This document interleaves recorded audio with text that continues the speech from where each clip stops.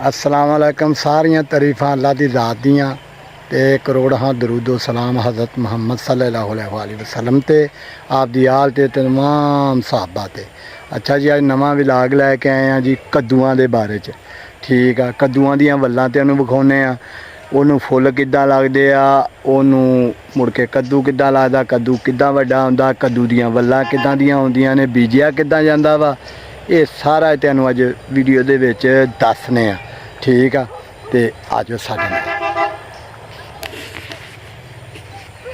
लो जी मेरे वीरो, मेरे वेखण वालिओ सुनने वालिओ, ऐ ने कद्दू दियां वल्लां।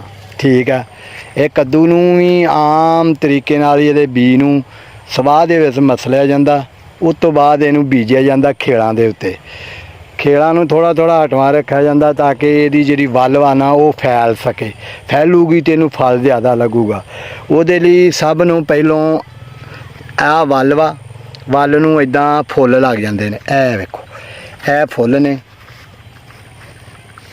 ਇਹ ਸਾਰੇ ਫੁੱਲ ਨੇ, ਫੁੱਲ ਲੱਗ ਜਾਂਦੇ ਨੇ। ਫੁੱਲ ਤੋਂ ਬਾਅਦ ਇਹ ਇਦਾਂ ਦੀ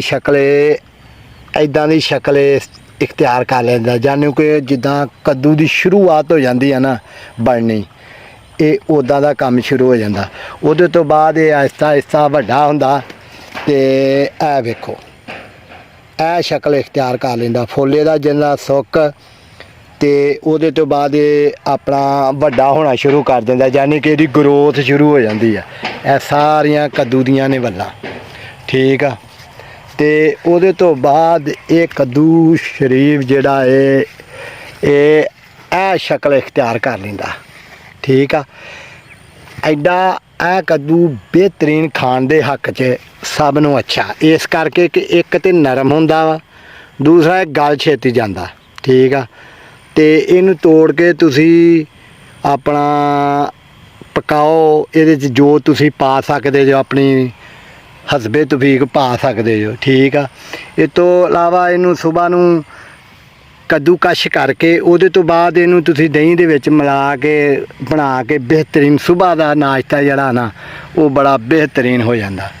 ਇਹ ਵੀ ਆਮ ਬਾਕੀ ਤਰ੍ਹਾਂ ਇਹ ਬੀਜਿਆ ਜਾਂਦਾ ਹੈ ਤੇ ਬੀਜਣ ਤੋਂ ਬਾਅਦ ਇਹਨੂੰ ਗੋਡੀ ਦਿੱਤੀ ਜਾਂਦੀ ਆ, ਵੱਲਾਂ ਨੂੰ ਹਿਲਾਇਆ ਜਲਾਇਆ ਜਾਂਦਾ ਤੇ ਇਹ ਇੱਦਾਂ ਫਿਰ ਮੁੜ ਕੇ ਤਿਆਰ ਹੋ ਜਾਂਦਾ। ਅਗਰ ਤੇ ਵੇਚਣ ਲਈ ਆ ਤਾਂ ਫਿਰ ਜ਼ਿਆਦਾ ਲਾ ਲੈਂਦੇ ਆ, ਉਹ ਸਪਰੇਵਾਂ ਵੀ ਕਰਦੇ ਨੇ। ਲੇਕਿਨ ਇਹ ਆ ਜਿਹੜੀਆਂ ਤੁਹਾਨੂੰ ਮੈਂ ਦਿਖਾ ਰਿਹਾ ਨਾ, ਇਹ ਬਿਲਕੁਲ ਸਪਰੇਵਾਂ ਤੋਂ ਪਾਕ ਆ, ਨੈਚੁਰਲ ਜਿਹਨੂੰ ਆਂਦੇ ਆ ਨਾ ਸਬਜ਼ੀ, ਉਹ ਆ। ਠੀਕ ਆ, ਤੇ ਇਹਦੇ ਤੋਂ ਬਾਅਦ ਇਹਨੂੰ ਸੁਬਾਹ ਇਹ ਕੋ ਪਿੰਡਾਂ ਦੇ ਮਾਹੌਲ ਇੱਦਾਂ ਦੇ ਨੇ ਕਿ ਜਿਹੜਾ ਕੰਮ ਵੀ ਕਰਨਾ ਨਾ ਤੇ ਉਹ ਸੁਬਾਹ ਸਾਜਰੇ ਕਰਨਾ, यानी कि सुबह सुबह उठ के सब्जी लियानी आ, जेड़ी भी करनी आ, ये सुबह साजरे आना, आन के जिन्नी जरूरत वा तोड़ लेने आ। अगर ज़्यादा तो ऐलान करा देना कि भाई कद्दू है जो लैने किसी ने। ठीक आ, ते इदां करके ए भरावो कद्दू आ जिहड़ा तुहाडे तक मंडियां दे विच आउंदा वा ते तुहाडे तक मुड़ के पहुँचदा वा। ठीक आ, ते ਇਹ ਸਾਰੀਆਂ ਵੱਲਾਂ ਵੇਖ ਲਓ, ਇੱਦਾਂ ਇਹ ਤਿਆਰ ਹੁੰਦਾ ਕੱਦੂ।